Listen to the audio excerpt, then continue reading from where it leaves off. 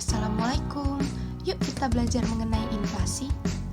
Sebelumnya, perkenalkan kami dari kelompok 11 yang beranggotakan Levia Samantha Agnes, Putri Nida Fariha, Nanda Yolanda, M. Farel Agusti, Hergita Meliana, Alvina Miftahu Aljana, dan Muhammad Taufik Pratama.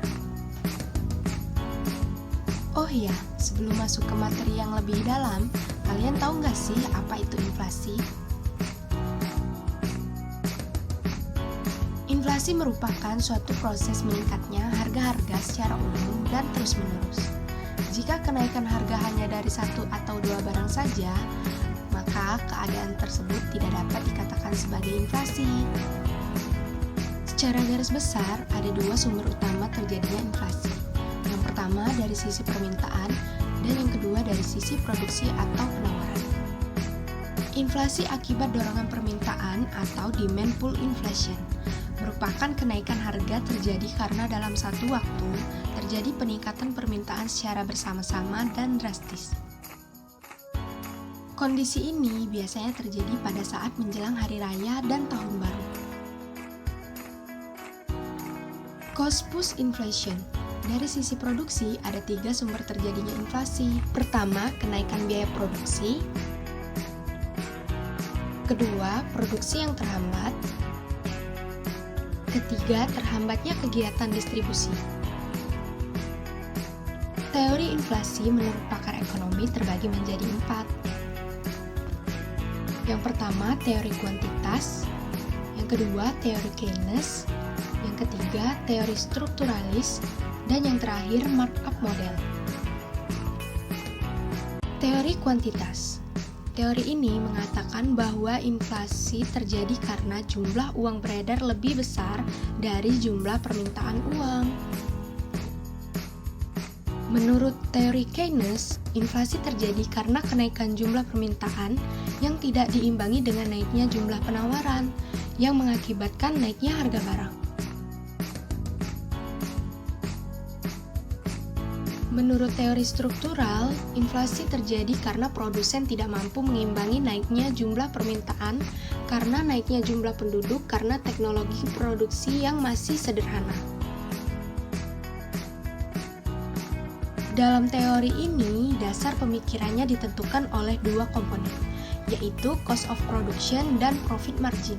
Jadi, apabila ada kenaikan antara dua komponen, maka harga jual komoditi di pasar juga akan meningkat. Jenis-jenis inflasi terbagi menjadi 3. Yang pertama, jenis inflasi berdasarkan sifatnya.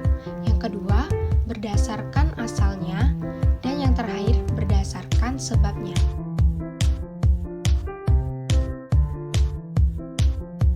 Jenis-jenis inflasi berdasarkan sifatnya.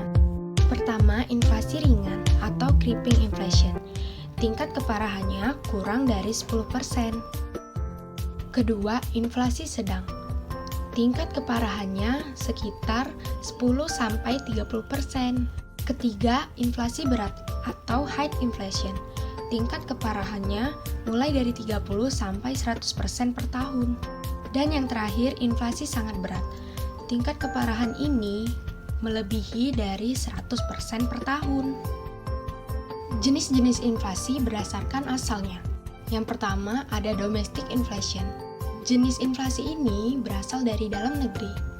Inflasi ini biasanya diawali dengan adanya defisit dalam APBN. Jika pemerintah memutuskan untuk membiayai APBN dengan melakukan pencetakan uang baru, maka akan meningkatkan jumlah uang yang beredar. Meningkatnya jumlah uang yang beredar ini akan cenderung meningkatkan harga-harga kebutuhan. Akhirnya timbul inflasi dalam negeri. Yang kedua, imported inflation. Inflasi ini berasal dari luar negeri yang timbul karena negara yang menjadi partner dagang negara tertentu sedang mengalami inflasi yang cukup tinggi. Jadi, otomatis harga barang tersebut pada saat dijual kembali di Indonesia juga akan menjadi tinggi. Jenis-jenis inflasi berdasarkan sebabnya. Yang pertama ada demand pull inflation, yang kedua cost push inflation, dan yang ketiga bottleneck inflation. Pada dasarnya, tidak semua inflasi berdampak negatif pada perekonomian, terutama jika terjadi inflasi ringan. Inflasi ringan justru dapat mendorong terjadinya pertumbuhan ekonomi. Hal ini karena inflasi mampu memberi semangat pada pengusaha untuk lebih meningkatkan produksinya.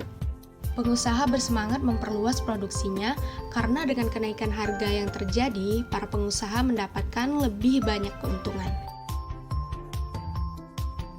Inflasi akan berdampak negatif jika nilainya melebihi 10%.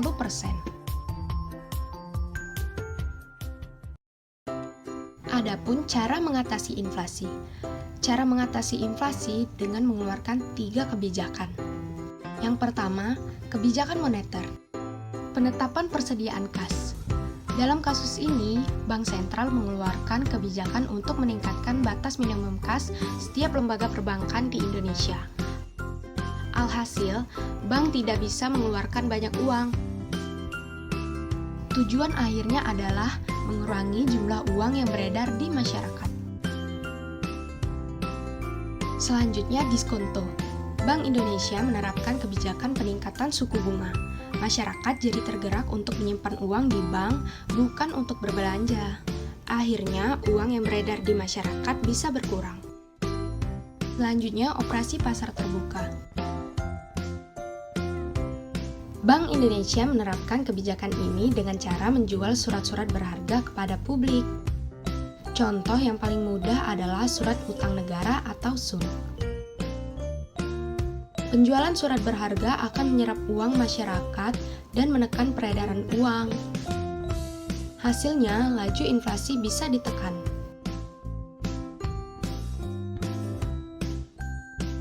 Yang kedua, dengan kebijakan fiskal. Pertama, menghemat pengeluaran pemerintah. Alih-alih meminta masyarakat untuk menekan belanja, pemerintah malah dapat melakukannya sendiri. Saat pengeluaran negara ditekan, maka jumlah pembelian produk barang dan jasa akan ikut turun. Demand yang turun akan mampu menekan laju inflasi. Selanjutnya, menaikkan tarif pajak.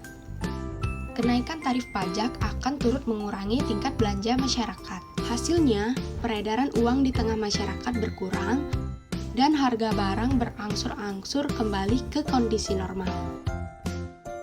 Dan yang terakhir ada kebijakan lainnya, yaitu dengan menambah jumlah barang di pasar dan menetapkan harga batas atas. Sekian video dari kami, semoga bermanfaat. Terima kasih.